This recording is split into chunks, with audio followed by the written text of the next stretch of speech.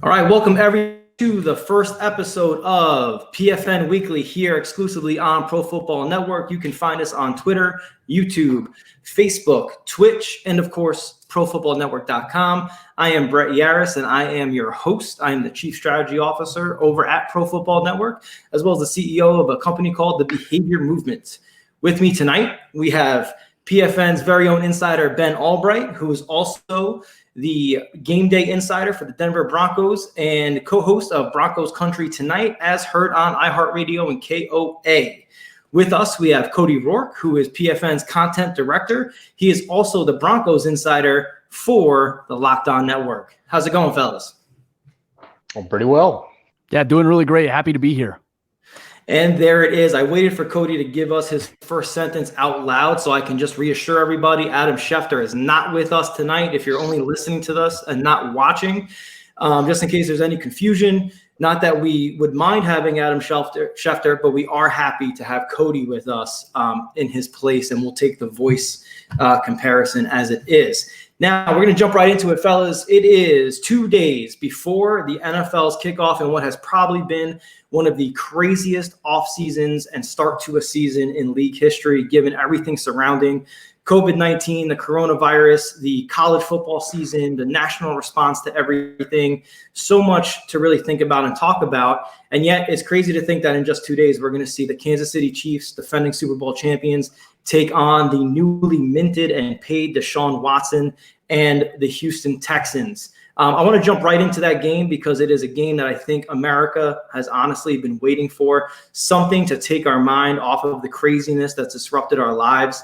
And it's something that only sports in the NFL have the power to do, it seems, in this country, which is for just 3 hours, give us an opportunity to focus on something fun, something that we all love. And I know I'm very interested in your thoughts on that game. Ben, we're going to kick it off right with you. What are your thoughts? What do you think going into this game? What's the storylines we should be looking out for?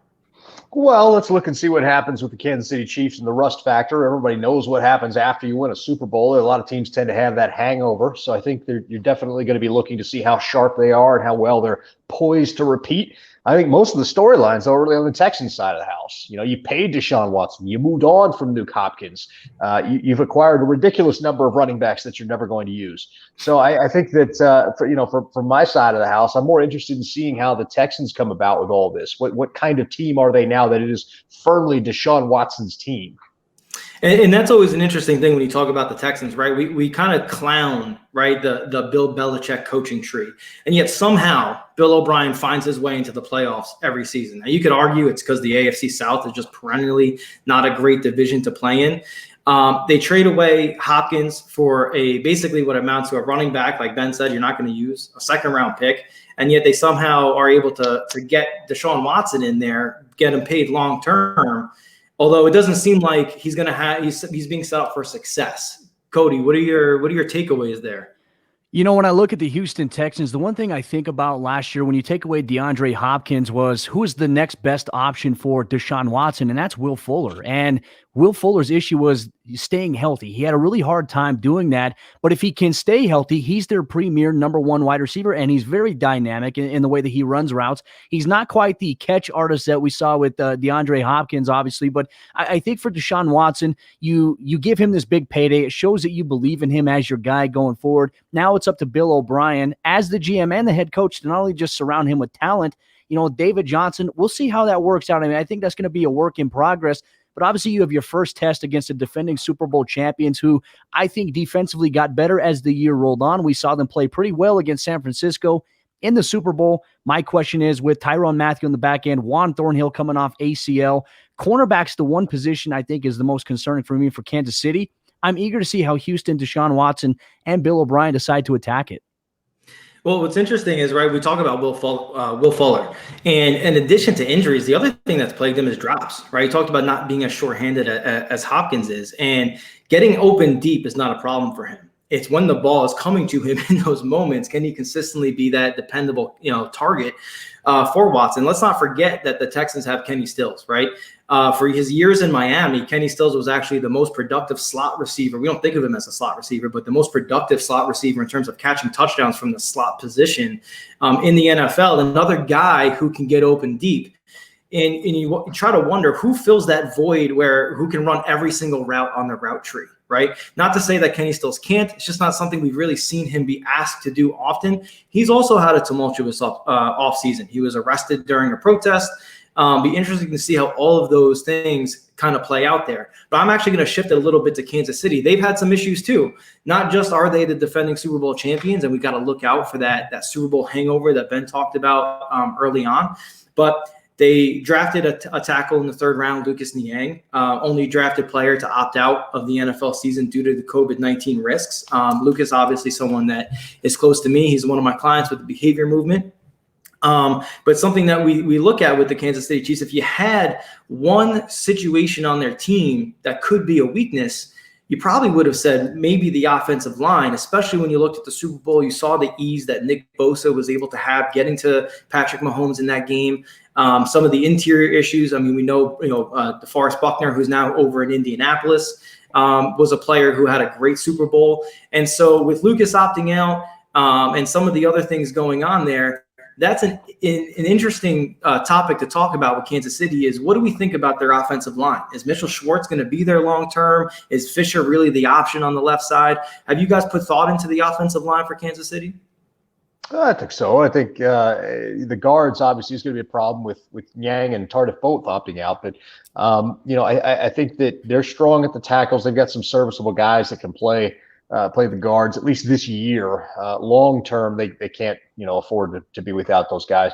I think they'll be fine. Mahomes' improvisational ability, his ability to throw the ball without a set base in his arm strength just helps negate some of that kind of stuff too. Like it would be different if you had a Joe Flacco back there, for instance, but you got Pat Mahomes back there, and I think they'll be fine. Yeah, it's an interesting topic to really think about, Brett and Benjamin, because when I look at the offensive line, I think about quarterback play.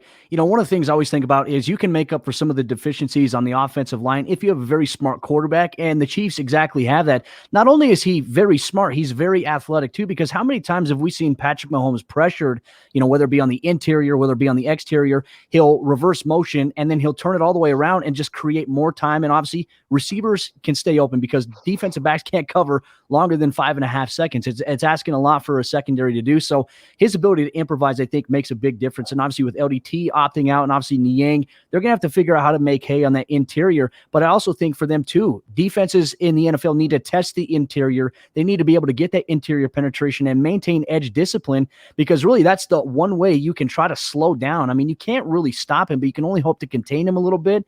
And I still think that they have a formula offensively, returning all these starters. It's going to be hard, I think, to dethrone Kansas City in 2020. And I think that as we kind of put the finishing touches on the conversation with Kansas City and Houston, that's something that we can talk about too. Is we talked a lot about just now Patrick Mahomes and what just having that stability at quarterback, that dependency and that reliability at the quarterback position, really means, especially if we're looking at the interior offensive line as being a source of a sore spot for the team.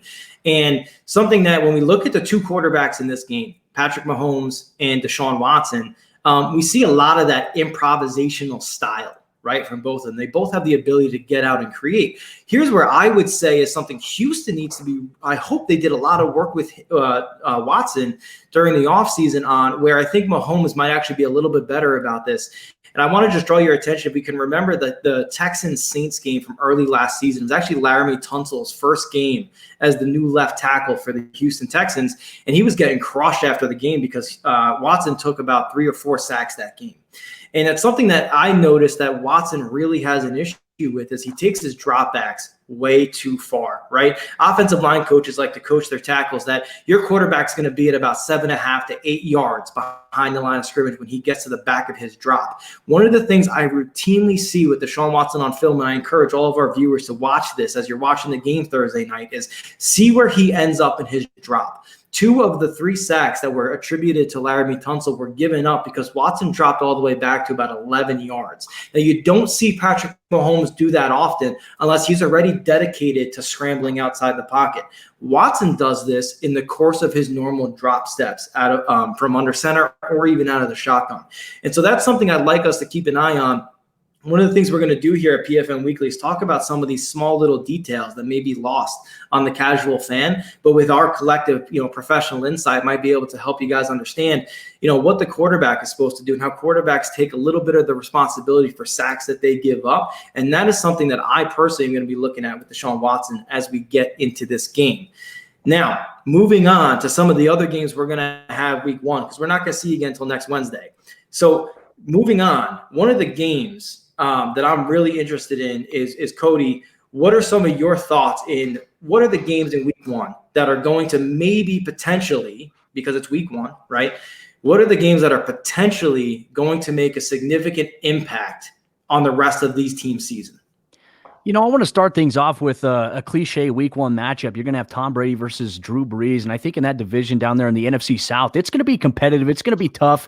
And I think for where the Saints are at right now, they're returning. This is a revenge tour type season for them. They've been to the playoffs the last several years, and then something has happened, either a PI call or a non-PI call on a tight end last year. And so they're hungry. They're angry. Drew Brees is back. Alvin Kamara, he's close to a new deal. And then you bring in Emmanuel Sanders this offseason. I think right there offensively, the Saints are going to be loaded. They're returning a lot of those key guys back now. Ruiz is going to bump over to right guard. They're obviously their draft pick in the 2020 NFL draft. But it's going to be Tom Brady's first game as a Tampa Bay Buccaneer. And we talk about chemistry being important. Brady arguably has probably the most talented group around him in terms of skill players than he's had since probably when Randy Moss was on the team with him back in New England, a long time ago. And I think that you're going to see a little bit of a slow start. And it starts out this way every single year. I think the Saints are going to come into this. They're hungry. I think defensively, they're still strong. To me, this is going to be one of those games people talk about. If the Buccaneers lose, then Tom Brady, is he really a system quarterback? Is he really going to succeed without Bill Belichick? That's going to be the talk. But then you're going to see Tampa Bay find their rhythm and their stride. They're going to be a strong team in this tough division. So I think for me, one of the potentially trend-setting games of week 1 is going to be Tampa Bay at New Orleans. Yeah, Ben, I'm really interested in your thoughts on that game, right? Because one of the things I've said for a long time is at this point in Tom Brady's career, personally, this is my opinion, I feel that the mythos of Tom Brady has outperformed the player we see on the field. And there was so much hype and a lot of attention paid, rightfully so. Tom Brady's going to go down as the most accomplished quarterback of all time. So a lot of attention paid to his signing in Tampa Bay. But what I'm really interested in is, Ben, do you see that really being the piece that Tampa Bay needed to get over the hump that they seem to be in that 7-9 perpetual cycle? Well, anytime you have a Tom Brady, you're going to stay in football games. But this whole maneuver perplexed me. It just doesn't make a lot of sense to me. The Tom Brady taking his skill set and bringing it to a Bruce Arians offense, which basically needs almost an entirely opposite 180-degree skill set in order to be at its most effective. I thought the Josh Rosen signing was incredibly intriguing with Bruce Arians, but Tom Brady doesn't really fit with what he tries to do. Tom gets it out quick, doesn't take sacks, doesn't take negative plays. They come from the Earhart-Perkins terminology, and then they go into just switching up the terminology now. It's just weird for a guy who's been in one thing his entire career to try to switch. Now, I get it from a legacy perspective. You're trying to prove you're not that system guy. You're trying to prove you were the reason New England was the dynasty, while Belichick's trying to prove he was the reason New England was the dynasty. I think they're going to be poorer for it. They certainly have enough weapons around him, and that's going to be interesting. And that defense is very, very good. I always loved Todd Bowles, the defensive coordinator. I don't think that Tampa offense. I don't know. There's something about that says implosion to me. That it just feels like it's going to be bad. The Saints know they're in the last window, and everybody's got an emotional edge on that one. Let's win one for the Gipper. Let's win one for Drew. That kind of thing going on there. I think the Saints can very well be a Super Bowl favorite. They certainly would be for me. I think the Saints are going to beat the brakes off them, honestly. I think New Orleans is a better team, a team that has more continuity to it, so they'll be ready to go. And that's not to say, to Cody's point, I think Tampa will be better later in the season, but I think Tampa's going to struggle out the gate. Yeah, I tend to agree with both of you guys. To me, Tom Brady just doesn't fit what we think about with Bruce Arians, as you said, Ben. You talked about him being in the Earhart-Perkins. What a lot of people don't really understand or maybe even know is while Tom Brady's had multiple offensive coordinators, they've all, at every single point in their careers, worked under or down from Charlie Weiss. right? Since Charlie Weiss was there during those early Super Bowl runs. So Tom Brady, for the most part, has had the same exact terminology, right? Josh McDaniels was an assistant there under Charlie Weiss. Even Bill O'Brien was there at the same time as well, back to Josh McDaniels and some of the other guys that he's had. It all comes from that Charlie Weiss real first installation of the Earhart-Perkins. And yes, they've tweaked it, but that's the beauty of the Earhart-Perkins, right? Is you can run the Earhart-Perkins out of 5 wide and you can run it out of jumbo. That's what it's designed for, to be multiple in terms of formations. So Tom, has really had the opportunity to be in that type of an environment. And that's something that I hope to bring to our conversations every week, is talk about the importance of environment on performance behavior, right? And to be in an environment that day in, day out what you're going to get. Any little stimulus or any little wrinkle in that environment won't throw you for a loop. The longer you've been in that environment, you know how to react to it. He's in a whole new world. New coaching, new players, new assistant coaches, new equipment managers, right? The only thing he's got going for him is TB12. And I think there might be a reason that we're in Florida for TB12. PFN's very own Mike Tanier brought that up in his column. I encourage you to read that on profootballnetwork.com. And later on in the season, I know we'll have Mike join us. But Mike brought that up, and I think that's something that's very fair to take a look at, because the business dealings around TB12 have been a little interesting, to say the least. And so it's hard not to imagine that, and I think you said this, Ben, that Brady might be looking at this as a legacy move versus a pure football move. And I think that probably, for me, has put the brakes a little bit on the Super Bowl talk. But moving on, I'm actually going to jump to the game that I think could have a lot of importance going in throughout the rest of the season based on how week 1 turns out. And that's Tom Brady's old stomping ground, the New England Patriots going up against the new Miami Dolphins. You got Cam Newton. He's named the starter, named a captain in New England. Miami's this upstart franchise, finished the season extremely strong last year, really rallied around Brian Flores after probably, some of the craziest turmoil we've ever seen early on in a season for a franchise. A lot of allegations of tanking and some other things going on. Miami told us a lot, guys, how they think about their roster. They didn't really claim anybody in this last couple of weeks. They kind of went with what they have and what they've had. They feel good about themselves. I will say this. I think New England is still the cream of the crop in that division. I will not count out Cam Newton. I actually am a big believer in him if he's fully healthy. I think actually, hot take maybe, I think New England upgraded at the quarterback position if they're getting a healthy Cam Newton. And I'm excited to see what they can do in that Earhart-Perkins system with him out of the different formations, utilizing his athletic ability, something that is a staple of the Earhart-Perkins, but they obviously couldn't do with Tom Brady. And I actually believe New England ends up still winning the division and making the playoffs. Are they a Super Bowl contender? I don't know, but I think Miami still needs another year of seasoning before they can put themselves in New England's class. Yeah, I tend to agree with you on Miami. I think they're a year away. I think it's going to be a fun year for them. They're going to have some good highs. They're going to have some low lows, but they're going to be a fun team going back and forth with this kind of stuff.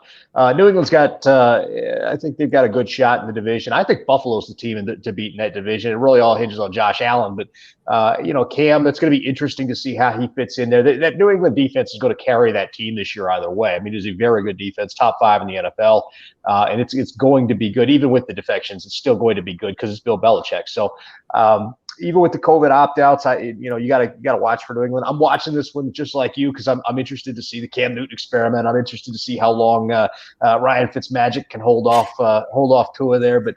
I don't know. I don't know that either one of these teams are going to win the division. I still think Buffalo's the cream of the crop in that division. Interesting. Cody, any thoughts on that? Yeah, I got the same thought process as Ben when I look at the offseason additions that Buffalo made. Obviously, getting Stephon Diggs is a big thing for them. And obviously, having Brown at wide receiver. You have 2 dynamic guys there. Obviously, Singletary at running back. Really, it's going to hinge on Josh Allen offensively. Buffalo still returns a very strong defense, in my opinion. That right there could also be something that carries them. And we're talking about the New England Patriots here. One thing that I'm going to really try to measure this year with them and also with Bill Belichick and Josh McDaniels is good coaches can fit their scheme around the talent and the skill set of their players. we're going to see exactly if they do that with Cam Newton. They might be able to open things up that we've never seen in that offense because of Newton's skill set as a mobile quarterback, a guy who can improvise, and he's pretty smart too. He's a really cerebral guy.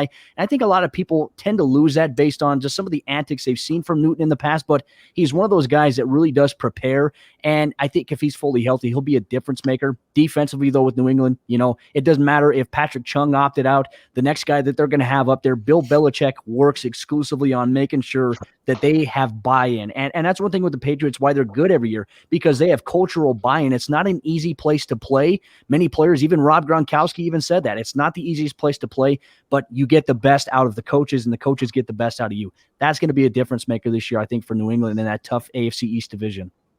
Absolutely. I mean, look, it comes back to that word environment that I used before. New England's just got an environment that they've created and set up for success.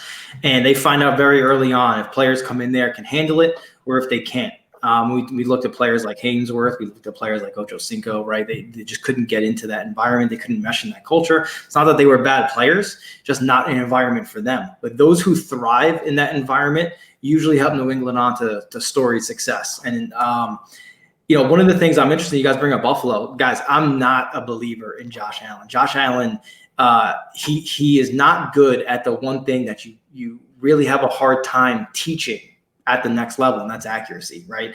I don't know that we've ever seen a college player come in with a college completion percentage under 50% and somehow improve upon that as a pro. We just haven't seen it.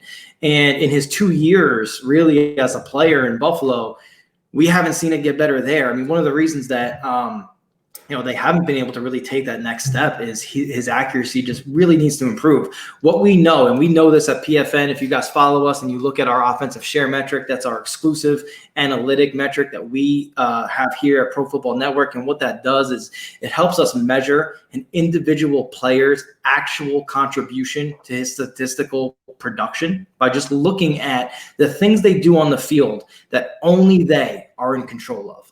And Josh Allen repeatedly comes in at the very bottom in so many of those things. And a lot of that is based on his accuracy. And if that doesn't get better, and history tells us that it probably won't, I don't know that they can take that next step and really take the crown from New England. One thing is for sure, if Miami can steal this game, and by the way, historically, not great against Cam Newton, Miami is, if they can somehow steal this game, it could set the tone for them and really get them off on a good morale type of perspective going into the rest of the season. And finishing this up, Ben, what game are you kind of looking at in that same vein that's going to set these teams up maybe for success or failure the rest of the way?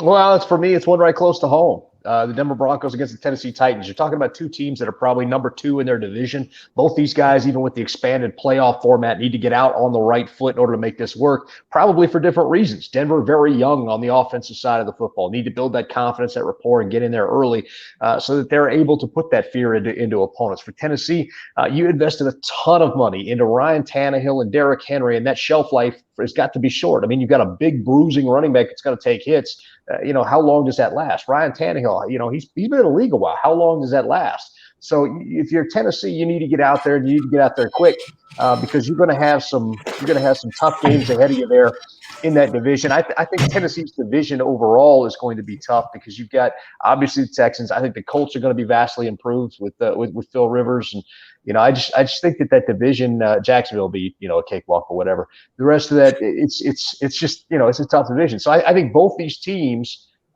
have tough divisions with tough opponents, and if they're going to get wild cards in this expanded format, they're going to have to get out the wins quickly. What better way to do it than start week 1? Hey, look, that's an interesting point. I mean, look, the Titans just brought in Clowney. What is he able to contribute, if anything, week 1? I don't even know if he's going to be able to play based on some of the rules they have around COVID testing. And even if he will be eligible.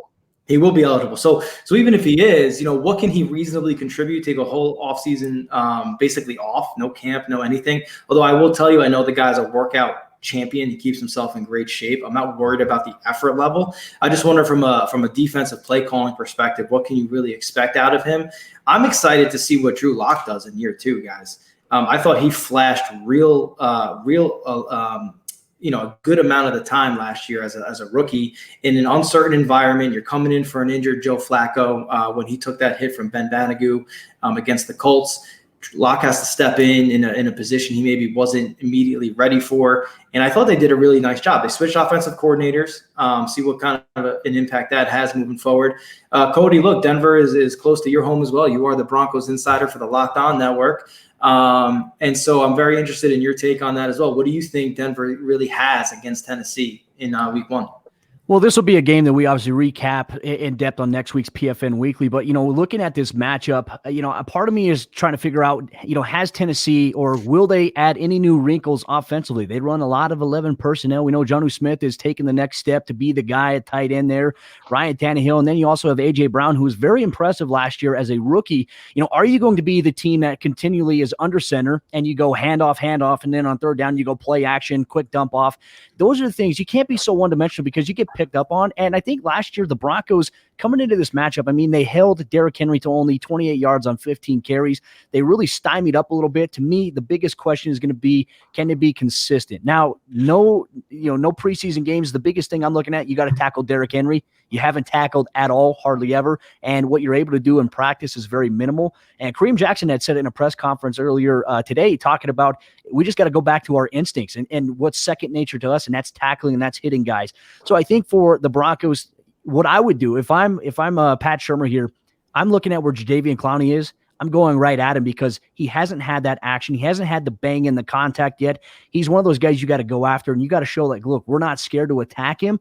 And I think for the Broncos, we're going to see them really come out early and try to establish the run with both Melvin Gordon and Phillip Lindsay. And I think that's going to be the bread and butter to get things going to set up the passing game for them. That's a great point. I also want to just point out Ryan Tannehill. He was, the quarterback we determined using OSM who was most responsible for his statistical production. It makes you wonder, is the new environment in Tennessee where it's a ground and pound offense? He's not expected to come out slinging it, 50 times a game. He can be more cerebral in his approach, something that I think benefited him the times that they were able to do it in Miami. It will be interesting to see what he does in year 2 coming off a payday. And so that's actually going to take us into our next segment. All right, we're going to talk a little bit. We're going to call this the player spotlight. In this segment, guys, as you stay with us week in and week out here on PFN Weekly, we would love to have some player interviews, and we have some lined up for you later in the season. But on the days that we don't, we are going to each talk about a player that we are really focused on for this week's upcoming games, and maybe even a player that we think could have a huge impact in the season. And Cody, I'm going to start with you. Who is a player that you think the spotlight is on, and what are they going to do with that spotlight on them? I hate to be cliche here and go with the Denver market here, but in terms of week 1 and maybe potentially in this season, one of the storylines I'm looking at offensively for the Broncos is going to be Noah Fant. And the reason I say that is because there's so much attention when you're a defensive coordinator and you look at the Broncos moves of Cortland Sutton, obviously a wide receiver 1, the Jerry Jeudy addition as well, and the variety of guys you have behind them.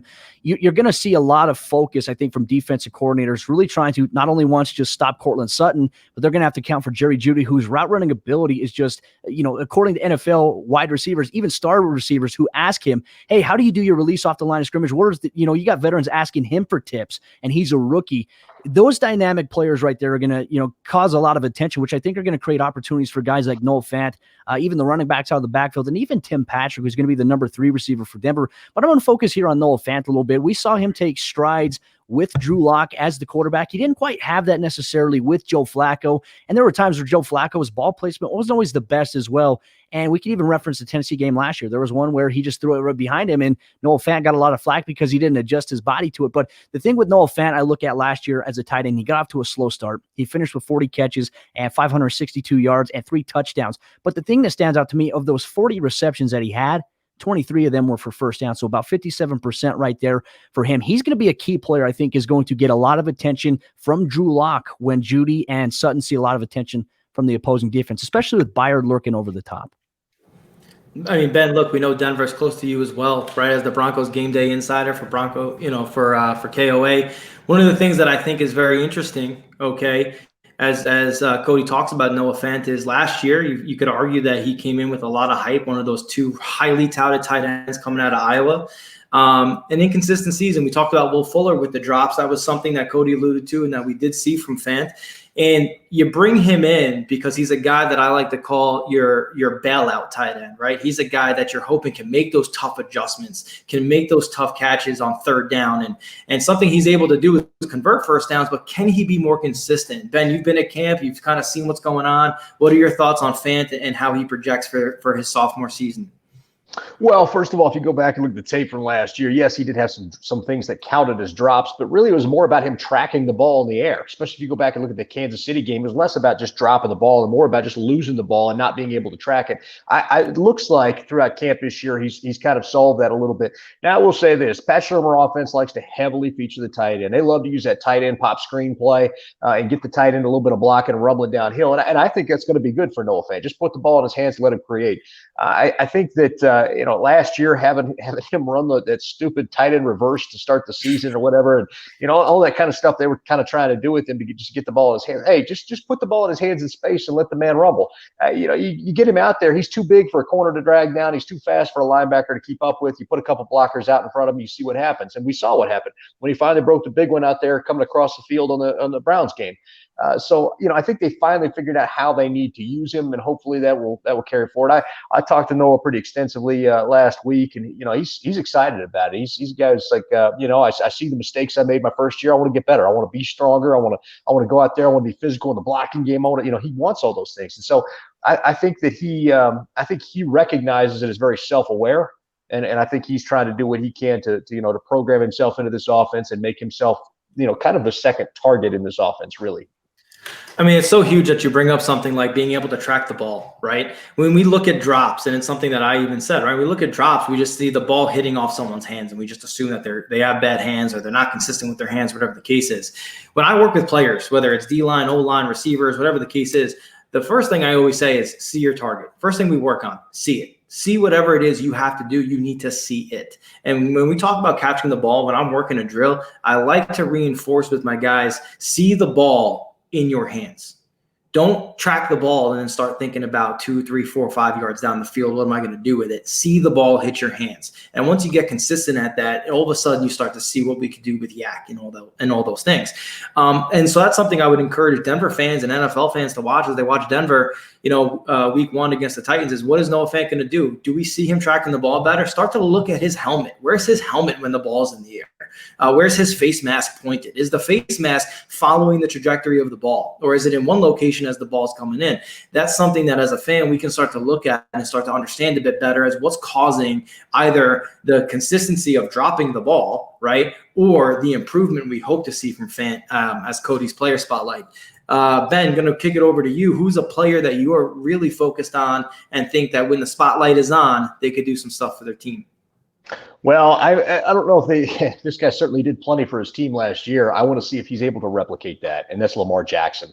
With the blueprint out there in the last 2 playoff games by the Tennessee Titans and the Chargers on how to stop him, I want to see how he bounces back, how he recovers, because there are 2 different blueprints for stopping him now. And that was, the Chargers brought in all those DBs, got real fast and real light, and basically dared you.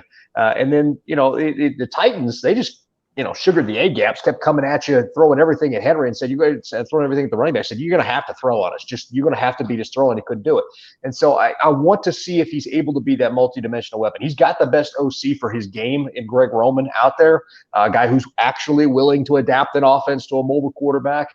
But I just don't know. The book on Greg Roman is out there. People know what he's doing now, and now the book is on Lamar is out there. Let's see how he's able to do this season with the Ravens. I'm really intrigued to see if he's able to kind of take that to the next step and become what everybody wants him to be, or if he regresses to the mean and we see kind of an RG3-like career where it just tapers off after injury. Yeah, look, Jackson is such a fascinating player, right? Unanimous MVP last year. I argue that Russell Wilson probably should have been the MVP and Jackson the unanimous offensive player of the year. And that just gets back to value and something we'll certainly talk about this season as we start to talk more about the offensive share metric and how that really works towards value. And when we look at the OSM, we calculate OSM here at Pro Football Network. One of the things we look at is expected yards. Expected completion percentage for quarterbacks and how different that is from their actual completion percentage. And if you follow week to week Lamar Jackson, his box score stats, so to speak, always follow the same trend line as his expected completion percentage. A lot of the times, as a passer, not as a runner. As a runner, he's the best in the NFL. I don't care what you say.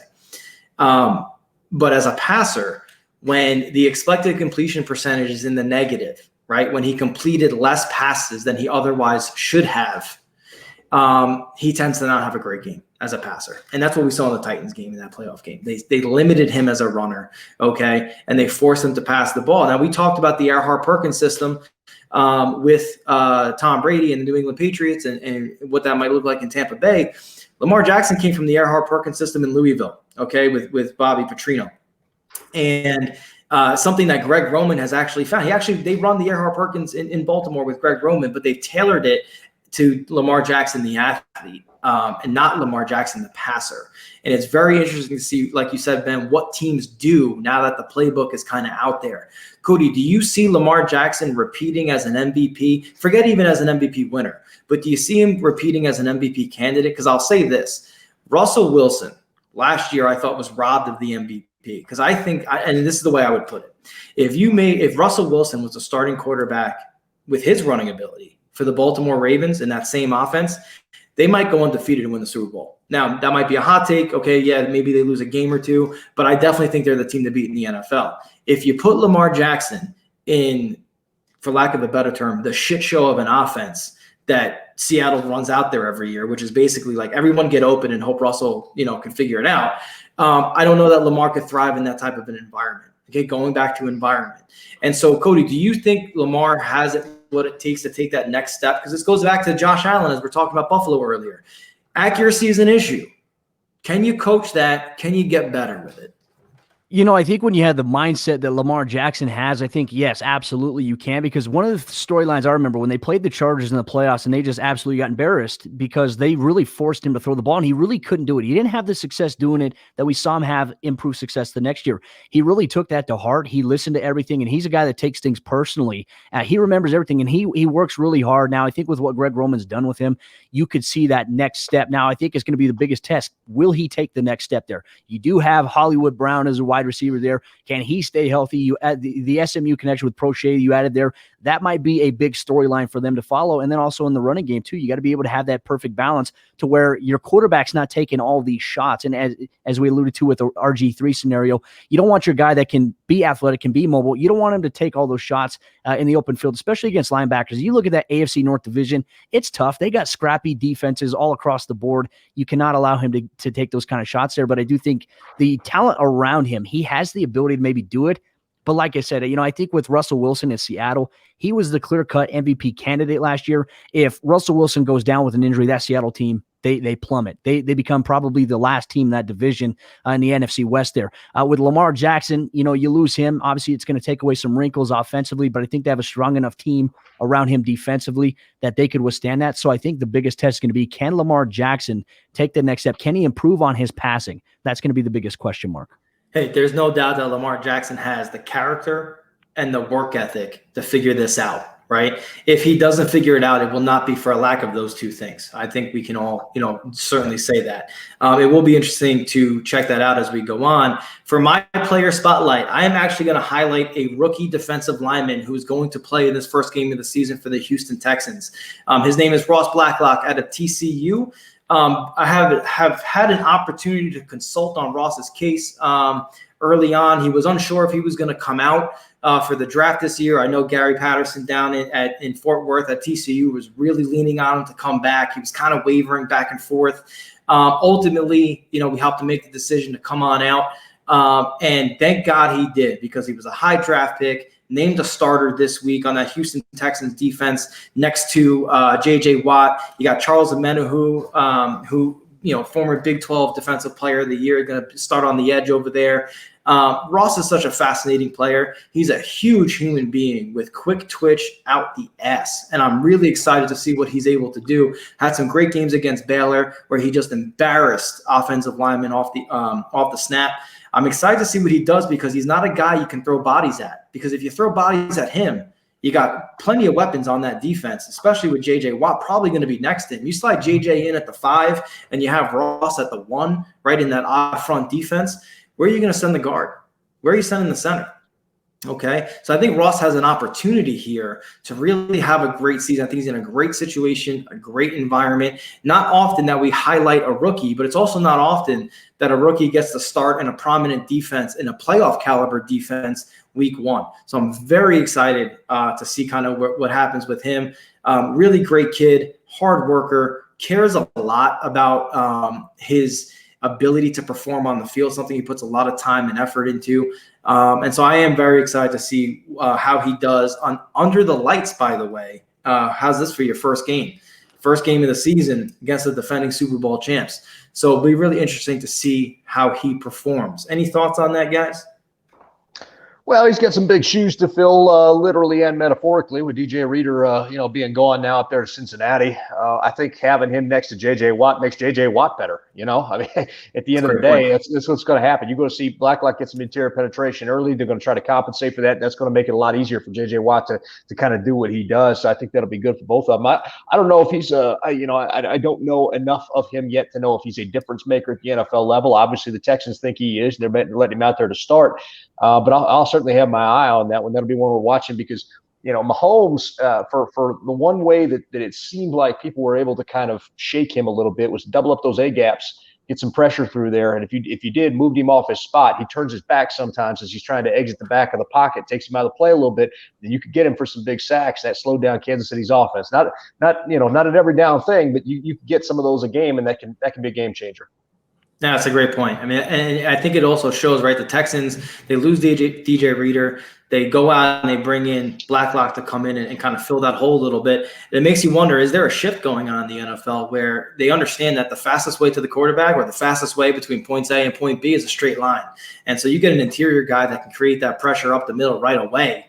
I think that's something that teams are really hoping for, and it shows you that the Texans know that to win in this conference, it all starts with Patrick Mahomes. How do you neutralize him? And Ben, you brought up just an incredible thing that I hope fans really paid attention to and they understand something they should look at on Thursday is, what does Mahomes do when he's pressured up the middle? Does he turn his back the way that Ben just talked about? And then what happens after that? I think that's something for us to key in on as we're watching the game on Thursday. Cody, any thoughts? When I look at defensive linemen, especially on the interior, whether they're playing a zero technique head up on the center, a one technique on one of the shoulders of the center, or even in a 2-eye on the inside shade of the guard, one of the things I always look at is how the offensive line blocks him. Now, if he's a big guy, if he can clog that A gap there and to command that double team from that center and that guard, then you got to send your interior linebackers. So we'll see what Zach Cunningham could bring to the table this Thursday against Patrick Mahomes there. But if you can create that pressure where you focus two guys there, you can send a linebacker, and then that's going to free up more one-on-one opportunities for J.J. Watt, who, look, you have to command attention to as well. I wouldn't be surprised if Kansas City kind of goes out with a little bit of putting Travis Kelce to that side, or even Sherman at the fullback position in a wing set, just to be able to kind of counteract J.J. Watt's pass rush.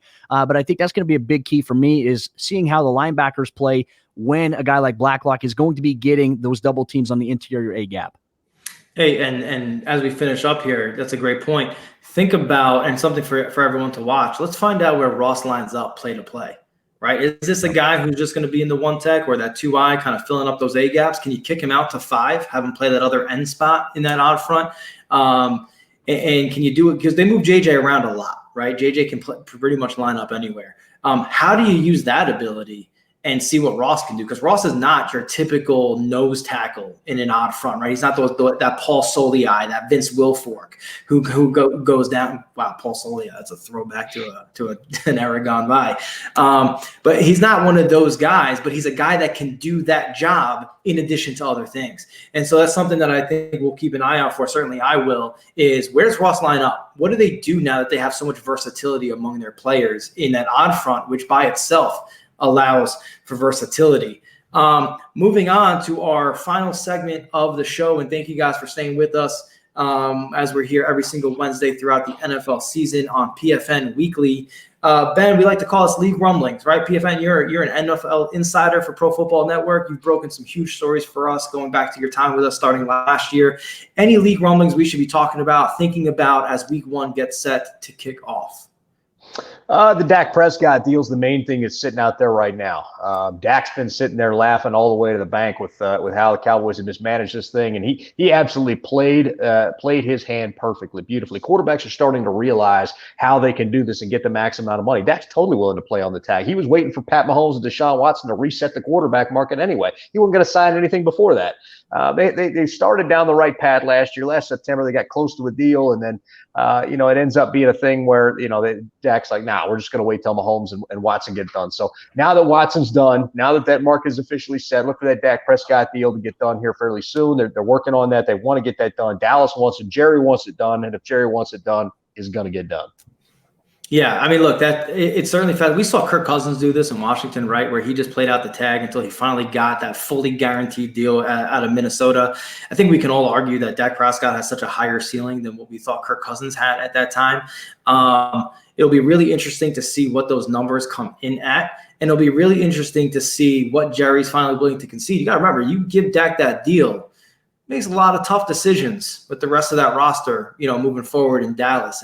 And what does that mean for a guy like Zeke Elliott and some of these other guys? Tyron Smith is getting up there in age a little bit. He's also going to be coming up for a deal in a year or two. So something to think about as they move forward. You better be sure that Dak is the reason that you guys are going to have success and that he's not the byproduct of pieces around him. I'm not saying he is one way or the other. I'm just saying it's something to think about, especially because, like Ben said, Dak played this perfectly. He waited for all these other quarterbacks to set the market. So now you're giving this guy a record-setting deal. There's no way around it. And so it'll be really interesting to see how that plays out. Cody, I want to get you in on this. If for no other reason, when we talk about inside information, you sound exactly like Adam Schefter. And so I want to hear that voice talk about some league rumblings right now. Well, sources tell me that Dak Prescott took a page out of the Spencer Strasmore playbook from Ballers on HBO. He's been watching a lot of Ballers there. We see the finesse there. And I think that, in this year specifically, we've just seen the record-breaking deal by Patrick Mahomes. It's crazy. Almost he's pretty much $500 million there. He's close. And then I think about with the latest deal with Deshaun Watson, $39 million guaranteed. What's it going to be? Is Dak going to reset it? And then is Lamar Jackson going to reset it next year? I mean, the quarterback position is creating such a capital now. It's creating such a ceiling that you're starting to wonder, how does it all play a role with the salary cap? How are these teams going to maneuver their financials? Some teams are very, very cash friendly. Some of them are very cash poor. And so that to me is, I try to figure out how are they going to maneuver these deals in the future, especially as some of these younger guys take over. I mean, when you think about it, Drew Brees more than likely going to be on his way out in the next 3 years. Same thing with Aaron Rodgers potentially. So all those old quarterbacks that we've seen, the old style of quarterback, with the way that the game is played now, the way that the rules favor offenses, I think that you're going to see a lot more prolific quarterback play, and it's going to be a game-changing, I think, for how the NFL really views their salary cap going forward. I mean, look, it's certainly an interesting thing. And by the way, do you know that you sometimes slide in and out of Adam Schefter and John Gruden? Yeah, I can do that sometimes. It's Spider 2Y banana, baby. Hey, there it is. Hey, look, great points about Dak Prescott. Such a huge season for him, because if this deal does not get done in the month of September, you got to figure he's going to put it off till the end of the season. And so in that last year, he bet on himself. Okay. And look, he set himself up in this great position that he's in now. What happens if he has to do it again? Right? What happens if he has to do this, has to perform again without that long-term security? It's a risk both ways. It's a risk to the Cowboys, and it's certainly a risk to Dak. And so you really got to wonder how this all plays out. And so we'll definitely be keeping an eye on that. I know Ben will be all over it for us at PFN, in addition to a ton of other stories and a ton of other rumblings around the league. Guys, it's been awesome. I feel like it's been a great inaugural episode for PFN Weekly. I'm thrilled to do this with you guys every single week. Thank you so much for doing this with us. And to you guys out there watching, thank you for spending your time with us. We're going to air every single Wednesday. We're going to cover the previous week's games. We're going to look ahead to next week's games, and we're going to sprinkle some player spotlights and some inside info on you throughout the process. Once again, I am your host, Brett Yarris, and with me is Ben Allbright, PFN Insider and Game Day Broncos Insider for the radio broadcast on KOA and iHeartRadio. And also with us is Cody Roark, PFN's very own content director and a Broncos Insider for the Locked On Network. Thanks a lot, guys. Make sure you catch us on ProFootballNetwork.com. See ya.